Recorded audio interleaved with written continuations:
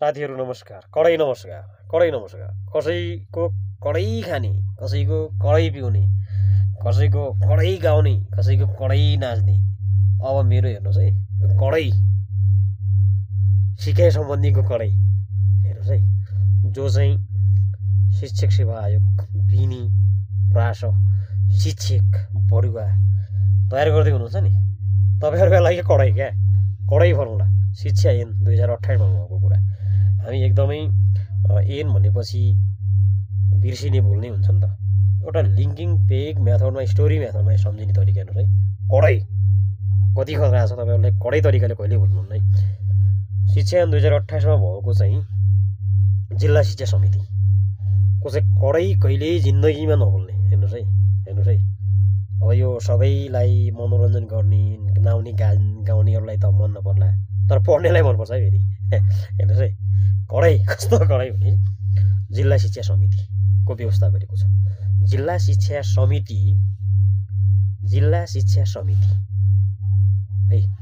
शिक्षा समितिमा पेग मेथडमा 9 जना, 9 पी सम्झिनुहोस्, जीसी जिल्ला शिक्षा समिति, पीजीसी भन्ने एउटा व्यक्ति के टक्क जुगा यस्तो बटार्दै, अरे म डन हो, खतरा मान्छे हो। जिल्लाको सम्पूर्णको सभापति अथवा अध्यक्ष हुन चाहिँ म लायक मान्छे हो। मलाई 2 वर्षका लागि के गर्नुपर्छ, अध्यक्ष अथवा सभापति हुनुपर्छ। अध्यक्ष जिल्ला समन्वय समितिको अध्यक्ष सभापति, बुझ्नुभयो? ओके, 2 वर्षका लागि म त कडै मान्छे हो। जिल्लाको सम्पूर्ण भने समन्वयको सभापति 2 वर्षका लागि हुनुपर्छ म भनेर चाहिँ जुगा बटार्दै आएछन्। आइसकेपछि के भन्छ भने, अब भन त भने मैले सही गरेँ कि गलत गरेँ क्या। सही गरेँ कि गरिनँ, त्यो सोध्नु त पर्यो। त्यो कहाँ गएछन्, इकाइ प्रमुख कहाँ गएछन्, सही सदस्य सचिव इकाइ प्रमुख हुन्छ। सही गरिकन इकाइ प्रमुख कहाँ सोध्न गएछन्। अनि त्यहाँ गएपछि इकाइ प्रमुखले के भनेछन् भने, ठिक गर्नु म शिक्षाको कुरा हो, मसँग आइहाल्नु भयो।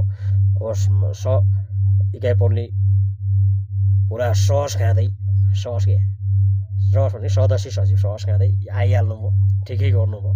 तर यो कुरा चाहिँ अब जिल्लाभरिको हेर्ने चाहिँ प्रशासनको प्रमुख